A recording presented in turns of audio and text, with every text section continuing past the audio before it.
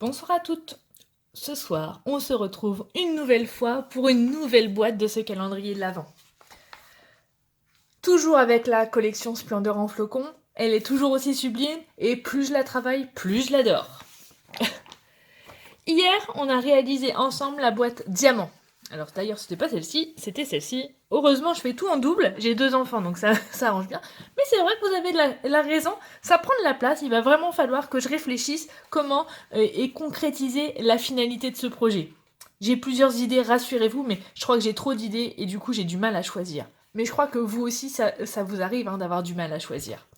Donc pour ce soir, on va réaliser cette boîte que j'appelle la mini boîte à offrir. Qui s'ouvre comme ça. Ah, bah regardez. Le petit le ruban n'a pas tenu pour la prochaine.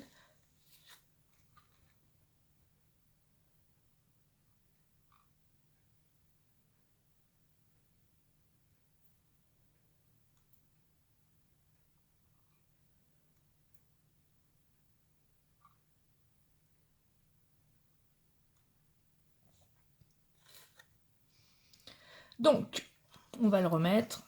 Je suis parasitée, je viens de lire un message en même temps. Hop. Voilà. Du coup, on est parti. Je vous montre le tutoriel.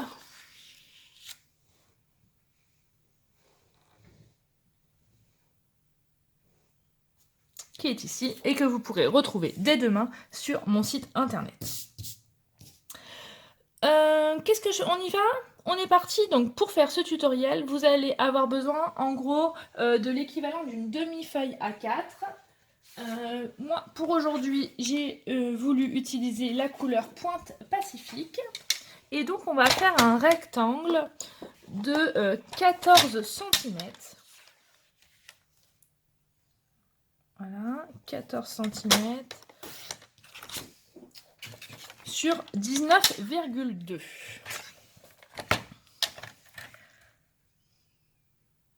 Hop là.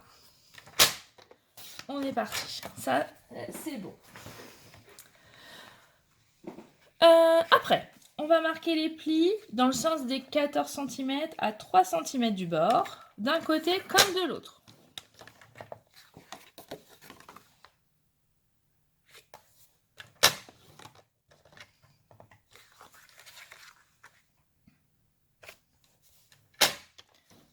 Après, on fait à 3 cm. Je vais trop vite, excusez-moi. Comme j'ai le tuto sous les yeux, moi j'avance. Et après à 8 cm. Puis à 11. Et le dernier, je tourne ma feuille et je fais... Je tourne pas ma feuille, mais je fais les 3 cm du bord. Parce que sinon, c'est 5,2 cm. Alors du coup, c'est moins facile. On est parti. Après, on va... Alors, il faut faire attention de repérer quel est le rectangle le plus large. J'avais une règle que j'ai utilisée. Ah bah elle est juste là. Puisque on a là, sur les rectangles qui sont là, il y en a un qui fait 5 cm et l'autre 5,2. Pourquoi 5,2? Parce que c'est le couvercle. Donc moi, pour vous montrer, le 5,2, il est là. Et donc, on va retirer... Quand vous avez les 5,2 sur votre droite, on va retirer ça.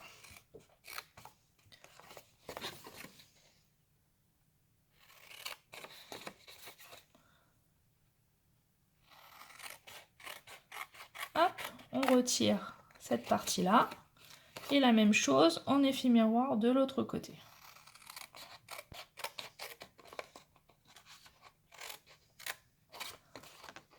Voilà.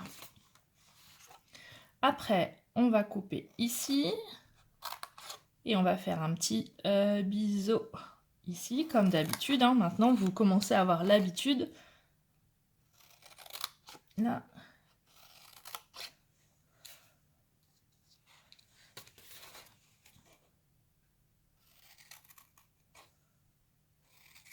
Et ici.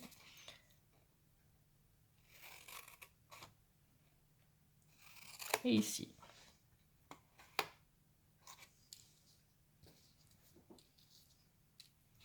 Voilà. Et maintenant, on n'a plus qu'à marquer les plis. Alors, je vais faire dans l'autre sens, parce que comme on va cacher, comme ça la dimension va être cachée, j'aurai pas besoin de gommer. Hop. Et donc, on va venir coller comme ceci. J'ai pas sorti, mais c'est pas très loin, mes petites épingles à linge.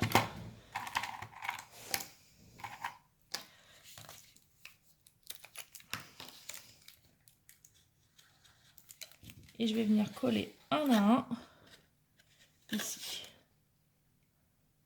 Hop. Donc la première.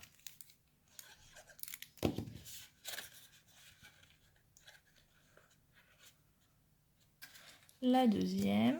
Et je vais venir, vous voyez, je mets des petites épingles à linge, comme ça permet que la colle, elle se maintienne. Et pendant ce temps-là, je peux continuer à faire la suite du projet.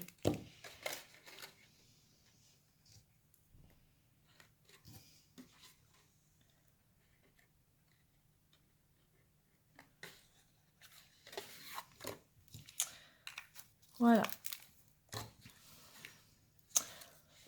Maintenant, on va s'occuper de la décoration. Donc, j'ai utilisé du papier imprimé. Alors, je vais essayer d'utiliser mes chutes.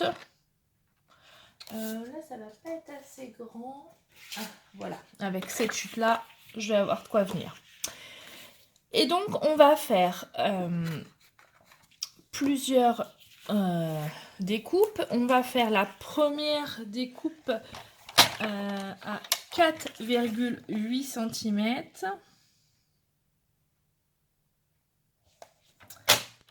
4,8 sur 7,6. Voilà. Puisque ça sera pour notre couvercle. On va venir... D'ailleurs, ce que je vais faire pour éviter le souci du ruban, c'est que je vais coller le ruban maintenant. Comme ça, il sera consolidé par ma couverture. J'y avais pas pensé au premier. Comme quoi, des fois, le fait de refaire 2 fois les projets, on se rend compte qu'on peut encore améliorer les choses. Et ça, c'est ce que j'aime aussi dans le scrap. C'est que... Hop, donc je vais mettre une petite double face que je vais mettre ici.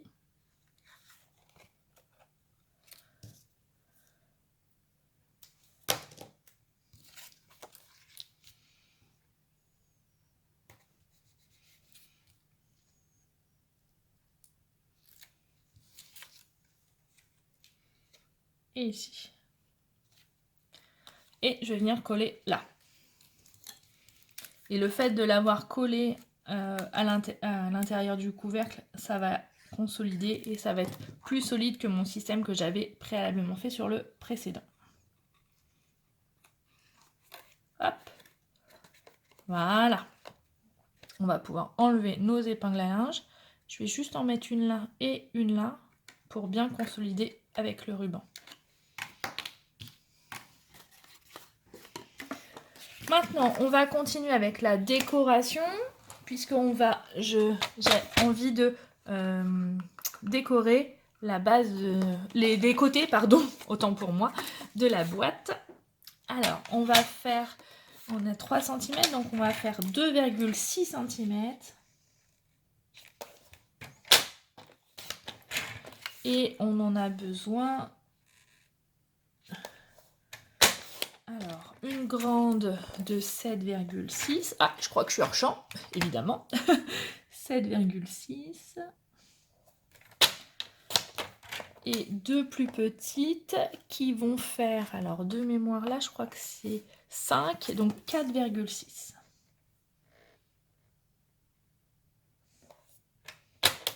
Une première. Et est-ce que dans la chute, je vais pouvoir faire la deuxième? Parfait, super. Nickel chrome.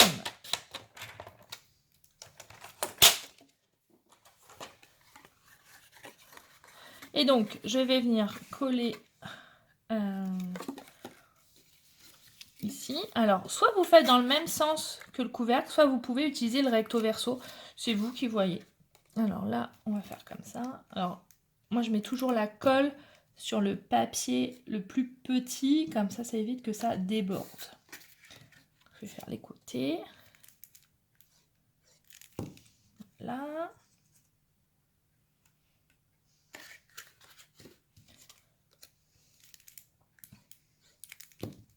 Et voilà.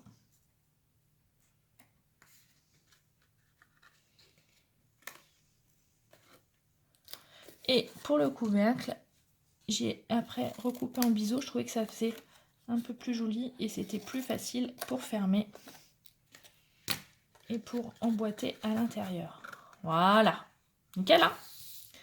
Maintenant, il ne nous reste plus qu'à faire notre décoration habituelle avec notre perfo cercle. Comme d'hab. Hein. Là, du coup, c'est vrai que maintenant, au bout de la 18e boîte, c'est un peu répétitif, cette partie-là. Mais obligé hein, pour finir, quand même. Et c'est ce qui permet d'avoir aussi une unité et une continuité dans toutes ces boîtes. D'avoir le même fil conducteur. Hein. Je vais retirer ça parce qu'on n'a plus besoin et que ça m'embarrasse. Ah ben, j'ai failli le chercher longtemps, celui-là. Le 1 et le 8 là. Il me faut une chute de pointe pacifique pour mon petit flocon qui est là. Parfait.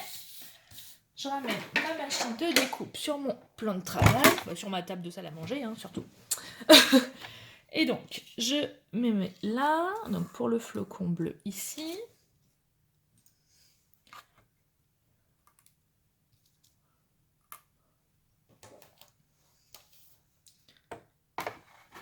Et je compte, et je tourne la manivelle. Et moi, pendant ce temps-là, je tournais la manivelle. Et moi, pendant ce temps-là...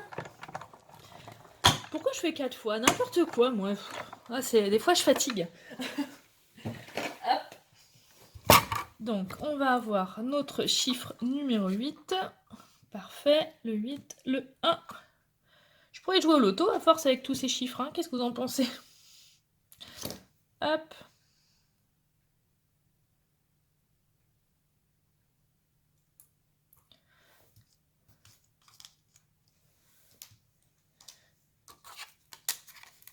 Hop.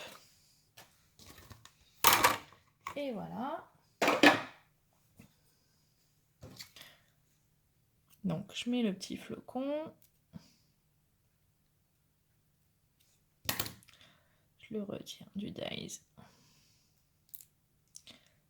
Hop là. Impeccable. Je retire les petits trucs du milieu là qui m'embarrassent. Je vais reprendre mon cercle bleu.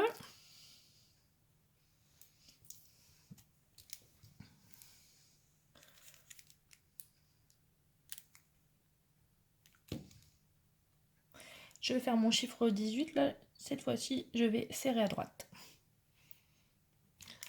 Je vais mettre le chiffre 1. Là, le petit flocon. En décalé, comme d'hab. Alors là, je vais plutôt le mettre ici. Voilà. Et comme hier, aujourd'hui, j'ai envie de mettre le petit strass. Elle est où ma petite pince? Oh, ça y est, c'est le bazar. Sur mon bureau.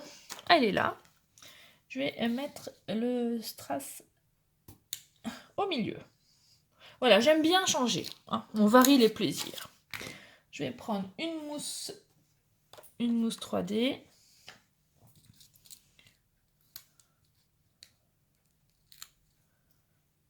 Voilà. Et je vais venir coller ici, tout simplement. Voilà. Et vous avez votre boîte numéro 18. J'espère qu'elle vous a plu, cette petite boîte. Voici le tutoriel que vous pourrez retrouver dès demain midi sur mon site internet. Et au cas où, si vous ne le saviez pas encore, j'ai utilisé la collection Splendeur en flocons. Ma collection, je pense, préférée, une de mes préférées du catalogue. Je vous fais des gros bisous, je vous souhaite une excellente soirée et je vous dis je vous dis à demain soir pour la boîte numéro 19. Ciao, bye bye, bisous bisous.